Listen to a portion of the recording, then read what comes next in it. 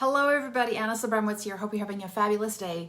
Listen guys, let's talk about performance. Let's talk about how do you measure performance. Let's talk about how can you evaluate whether your interactive story actually improved performance. And I'm basing this on a question that came in yesterday from somebody, and I thought it was awesome, and I'm going to discuss it today and give you some ideas and strategies and maybe a little bit of a shift in perspective about what do we mean when we say performance measurement. All right? Okay. So first off, I'm going to bring off my chat here so I can see you guys.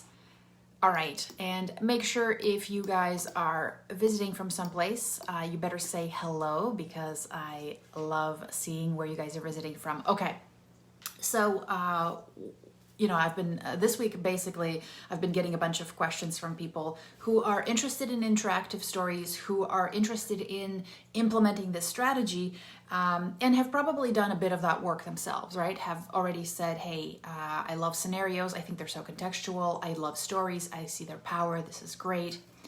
But one of the things that kind of I struggle with, and I think this is kind of like the burden that we bear as people who work in training and learning and development is, how do you measure performance in an interactive story? How do you measure how do you prove to somebody that what you did was effective?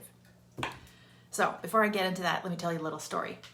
So a couple of years back, I was working with this organization, and they were solving some big problems in very difficult contexts. In fact, contexts where people could actually get killed, providing support services in war-ridden areas, things like that, right? And one of the things I was brought in to be just to give advice, be a consultant, look at what the current resources they already had and see how they could tweak them. And one of the things that they had produced this report with all these questions, and they said one of the things they knew they needed to improve to keep staff retention, because their retention and turnover was super high, was to that people probably, this is assumptions, people didn't feel like they were getting enough training. And I was like, okay, cool. So then I looked at the statistics of this organization, and in a single year, they had lost to death 143 people or something like that in a single year. Imagine if in your organization, a couple thousand people, every year 143 people die on the job, right? Because you're placed directly in the line of, in war zones, basically. And I was like, okay, I don't think that training is maybe the necessary fix here. Or if it is training, we really got to also look at all the other pieces that contribute to somebody staying at work, which is, do they feel safe? Do they feel like help's going to come when they need it? Do they feel their peers are competent? And training falls into that. But to say that it was going to be this as the silver bullet that was going to make the difference in retention, hell nah, right? Like, it's not going to work. So and a lot of us will go in there with these crazy optimistic ideas. We'll set up a formula. We'll say, oh yeah, if with this intervention, I can definitely improve the retention of staff in this organization by 10%. And you think you know what the hell you're doing. There's no way. And the reason is because to be able to actually influence something so nebulous like retention, and I've been there. The reason I'm saying this is because I've actually thought that this was the truth, that I could do this. That, a single intervention in learning is going to somehow get people to feel better about the culture, feel better about their safety, feel better in difficult situations, overcome violence, right? Like, that is not a silver bullet kind of solution, but we do that. And so when things are sourced, I see requests for proposals, we're going to fix this is with the goal. You have to be very honest with yourself about the reality of what it actually takes for somebody to change their behavior. What does it mean to actually measure performance? And then educate your stakeholders on what is really the truth, and how, in order for them to actually see changes, they have to think a little bit more long term. And I know a lot of organizations, what they do is they allot their yearly budget for training, and it's almost like within a year they got to see that return, or they're going to get, their budget cut or something like that, right? So they're spending it with the hope that they get this instant return on investment on it, while we all know it does not work that way. Nothing works that way. You got to work out for a bunch of months to see anything happen, right? It's like, let's say you jump on YouTube and I go, hey, here's a video on how to do the splits, all right? And then after you watch it, I come back in a week and I'm like, okay, show me your splits. You'd be like, what do you mean? And I'm like, well, you watched the video and obviously you're excited about the splits, so show me your splits. And I'd be like, I don't have any splits yet. I'm like, I watched the video and they told me it would take 1 year to 2 years for me to be actually comfortable doing the splits. And you're like, that's ridiculous. What's the ROI in that video? Obviously 0, right? That's how we think. That's crazy. So one of the things I suggest is when somebody's saying, hey, what's the performance change we're going to see here? You have to step back and say, hey, when I look at this individual piece, let's say an interactive story, which is what my specialty is. If I look at an interactive story, the performance change I want to see that's a part of that interactive story is going to be that, and you guys, some of you might be like, no, Anna, no.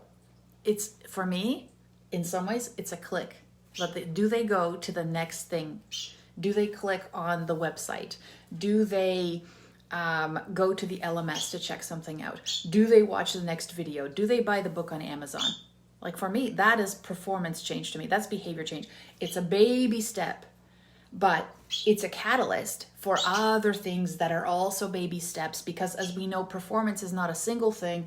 It is a journey, right? For me to get good at sales, if I just saw a single simulation and I played with a bunch of customer interactions, there is no way I would be good at sales. No freaking way. I'd have to go out there, test, practice, come back again, do different ways, talk to different customers, practice, do all this other stuff, watch other people. And then in 6 months, I could say, oh yeah, I'm way better than I was when I started here. But we're actually judging this single event on the basis of this entire journey. And that is not possible right now, right?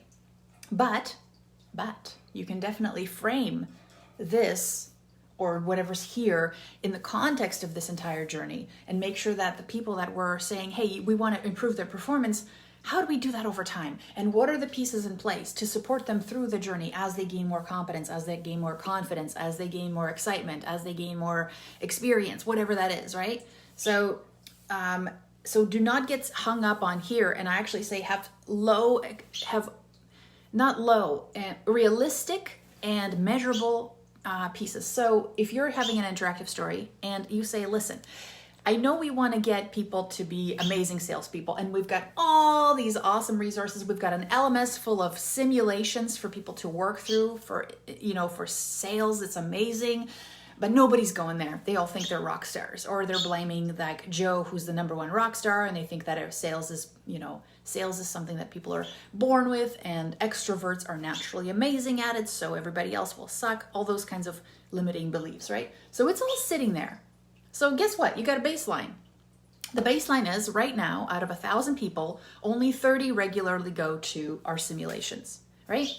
So now here's an interactive story intervention, and we show them what it could be like if they just up their skills, and now they're going into this, this new reality where they could be good because the tools are there for them, right? Now, for me, the measure of whether this was successful was whether after the interactive story, people go into the LMS and actually check out what's happening and maybe click on the first tutorial and maybe check out the simulation and go through it. These are not contingent on each other. Like whether they go through the full simulation, that's on the simulation to be compelling and good from the very beginning. If I send people to a terrible resource and it shuts them down right away, that's not the fault of the interactive story. So all of these things need to be tight, exciting, contextual, meaningful, relevant, helpful, all that jazz, right? But if my interactive story gets, like, let's say half of the people that go through it actually go to the LMS and find something useful there, I win. Performance support, 50%. That's awesome. That's awesome, right? Especially considering how jaded and disgusted with e-learning everybody is these days, because they've had such shit experiences, because we wasted their time so much, because we've put things in front of them that are insulting to their intelligence and waste their time. Now imagine if half of them actually not only went through this thing because it was compelling and interesting to them and contextual, but they actually took action. That's awesome. I mean, you're fighting YouTube, Facebook, TikTok, Snapchat, whatever else is out there. That's what you're fighting with. Imagine you get them to take action. Win, right? So this is how you gotta frame this to your stakeholders as well. Like, you gotta educate them on this, because a lot of them see this as an instant event. It's not a lottery where you have amazing odds. In fact, everything's stacked against you, right? But you're combining two of the most powerful elements in the world: storytelling and giving people the power to make decisions, choice, agency. And you're combining that here to grab them out of their comfort zone and say, hey, yeah, look at that. Here's some opportunities for you. You're gonna jump in? You gotta build them up to this, right? So, hi, Evangelina. Hi, Pravina. Great to have you guys here. Wonderful. All right. So, what do you think?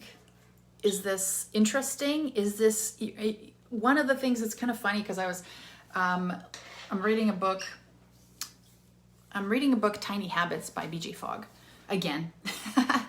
I was listening recently to Jordan Peterson, and he was talking about how sometimes when you're trying to make a big change for the future, you have to admit that you have to be humble enough to start very, very small and be realistic about what kind of,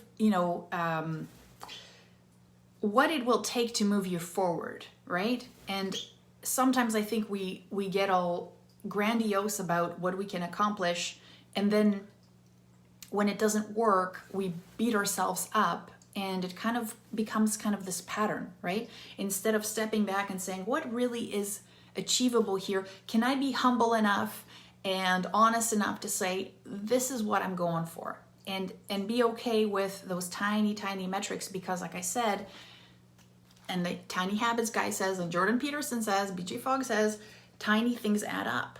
And that's what this is. This is a marathon, right? This isn't a sprint. This is a marathon. And so when I'm going to see impact, if I stack everything right, I'm going to see performance change over time, over 6 months. So, Aria, you sent me that question. It's an awesome question. I really appreciate it. Hopefully this was helpful to you. Now, if you want to learn more about interactive stories, this is the place to be, of course.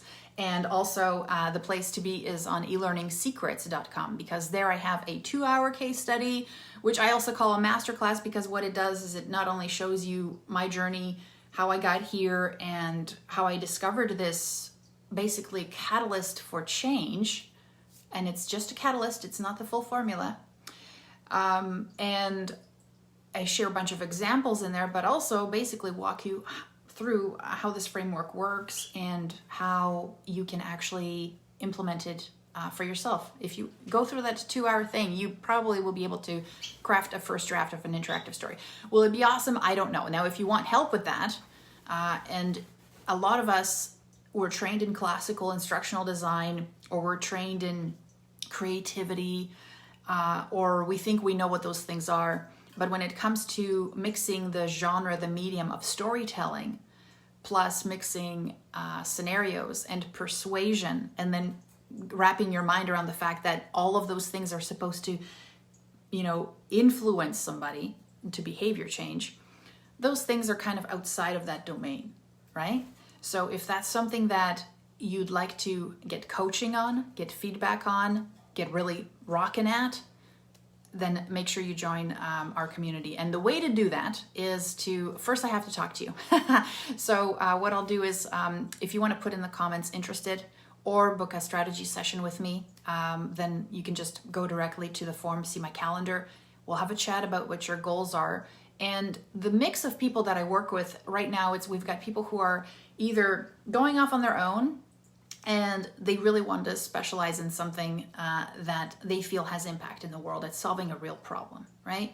And so interactive stories are that. And they're using this to actually craft a piece that leads people someplace and is either a portfolio piece for themselves or is a piece that they're developing for their company. And so we have got a mix of people in our community. Now, if this is something you want to get good at and you want to explore, see how it fits, if you have a current project or a project coming up and you're thinking, Anna, maybe this is something that I could really leverage coming up and I could really start, that's one of the best things, right? You have a project and you're applying in real time. And those are some of the best projects. We have this, one of our students, Shirley, what she did is she knew she had this vision for storytelling, and she knew that the context, she's creating this compliance training, the context would be good and the scenarios would be good, but she'd never done it before. And so what she did is she basically said, hey, I'm going to invest in this because I know I'm going to be able to use this skill later on, but it's also awesome because I'm applying it on a real project. And as this thing evolves, I'm crafting something awesome with the help of coaches and the group. So that's super cool. So if that sounds awesome and you're ready to jump in, I'll put a link underneath the video to my calendar and you guys can join in. So I hope you have a fabulous rest of the day. I hope this was fun and made you think about things a little bit differently, maybe gave you a little bit of a perspective on how to, when you're proposing your solution, you realize that it sits between all these other things, and are all those other things in place to support you to be successful, right? Are things happening before and after so that your learner is successful and they're supported every step of the way? Because that's how real behavior change happens, right? It's not watching a single YouTube yoga video and becoming a yogi master. It's really over time, painful stretching, literally, that will get you there, right? So we have to think about that. All right. Evangelina saying, quoting you, show me how you do little things and I'll know how you do the big things. I love that. I don't know if I said that, but I'll take it. All right. So you guys have a wonderful rest of the day. Take care. Bye.